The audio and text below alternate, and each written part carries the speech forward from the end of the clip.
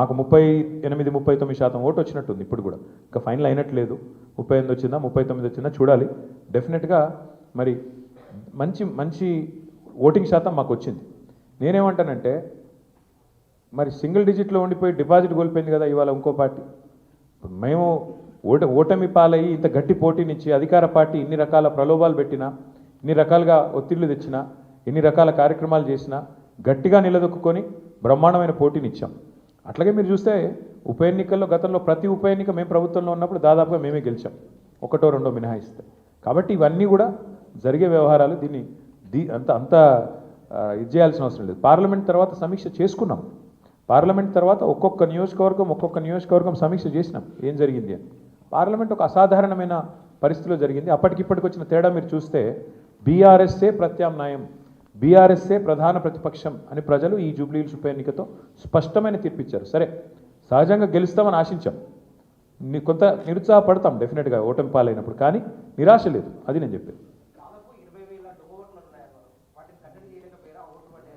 Brother, మేము ఎన్నికల commission దగ్గర పోయాము, స్పష్టంగా వారి ముందు ఆధారాలతో సహా పెట్టాము. డబుల్ ఓట్లు ఎన్ని ఉన్నాయి, ఎంతమందికి ఎన్నెన్ని ఓట్లు ఉన్నాయి, చివరికి అభ్యర్థి కాంగ్రెస్ అభ్యర్థి యొక్క సొంత తమ్ముడు ఆయనకే 3 ఓట్లు ఉన్నాయన్నది కూడా ఆధారాలతో సహా ఇచ్చాం.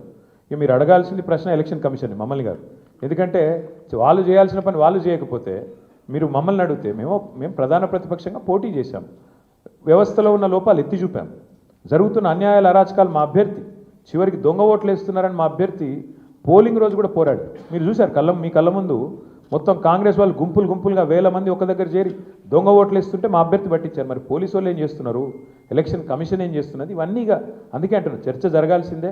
ఏ రకంగా అధికార యంత్రాంగం పనిచేసింది, ఏ రకంగా ఎలక్షన్ కమిషన్ పనిచేసింది, ఇవన్నీ మీ ముందున్నాయి. సరే, ఇప్పుడు నేను ఓటమికి నేను సాకులు వెతకట్లేదు, నేను వాస్తవాలు మీ ముందు పెడుతున్నాను. ఎలక్షన్ ముందు పెట్టాను, ఎలక్షన్ తర్వాత చెప్తున్నాను. ఏదేమైనప్పటికీ మేము మాత్రం డెఫినెట్గా ప్రజల్లో ఉంటాము, ప్రజలతోనే ఉంటాము. ప్రజాక్షేత్రంలో ప్రజల సమస్యలే ప్రధాన ఇతివృత్తంగా ముందుకు పోతాం, ప్రజల కోసం పోరాడుతూనే ఉంటాం, ముందుకు పోతూనే ఉంటాం. Thank you. మరి ఇప్పుడు అల్టిమేట్గా ఎలక్షన్ ఫలితం వచ్చిన తర్వాత ఏం జరగబోతుంది, రేపు ఏమేం జరగబోతుంది, ఇంకా 3 ఏళ్ళు ప్రభుత్వం ఉంటుంది అంటున్నారు. సో మరి ఆ 3 ఏళ్ళు ఏం జరగబోతుంది చూద్దాం. ఎందుకంటే అల్టిమేట్గా ఈ ప్రభుత్వం తన వైఖరి ఏమైనా మార్చుకోదా, మళ్ళీ శని ఆదివారాలు పేదల కొంపలు కూలగొట్టే పని చేస్తూనే ఉంటుందా చూస్తాం. మేము చూస్తాం, మీరు చూస్తారు. ప్రధాన ప్రతిపక్షంగా మా పాత్ర మాత్రం మేము బలంగా పోషిస్తాం. ప్రజల్లో మాత్రం ఎక్కడా తగ్గకుండా ప్రజల తరపున మాట్లాడుతూనే ఉంటాం. ఈ విషయంలో మమ్మల్ని ఏ రకమైన వారు ప్రయత్నాలు చేసినా మా గొంతు మాత్రం నొక్కలేరు, ఇది మాత్రం పక్కా. ఇప్పుడు మీరు చూస్తే పశ్చిమ బెంగాల్లో బీజేపీ నుంచి పోయి ఒక ఆయన ఎమ్మెల్యే గారు ముకుల్ రాయ్ అని తృణమూల్ కాంగ్రెస్లో చేరారు. హైకోర్టే కొట్టేసింది, ఆయన డిస్క్వాలిఫై చేసింది. మరి పశ్చిమ బెంగాల్లో జరిగింది ఇక్కడ కూడా జరుగుతుందని మేము కూడా ఆశిస్తున్నాం. ఎందుకంటే న్యాయమే కదా. యాంటీ డిఫెక్షన్లా దేశమంతా ఒకటే ఉంది, బెంగాల్కు వేరే లేదు, తెలంగాణకు ఇంకోటి లేదు. కాబట్టి మేము కూడా ఆశిస్తుంది ఏంటంటే ఇక్కడ కూడా 10 ఉప ఎన్నికలు జరుగుతాయని ఆశిస్తున్నాము.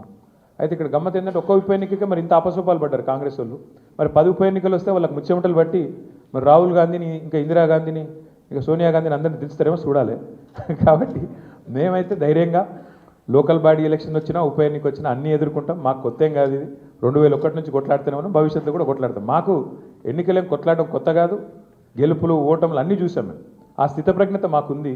మరి కాంగ్రెస్ వాళ్ళు ఒక్క దెబ్బకే ఒక్క ఉప ఎన్నికకే ముఖ్యమంత్రి కాలికి బల్బం కట్టుకొని వెంకటగిరి బస్తీలలో కూడా తిరిగిండు. మరి 10 ఉప ఎన్నికలు వస్తే మరి ఏం చేస్తారో చూడాలి. Thank you.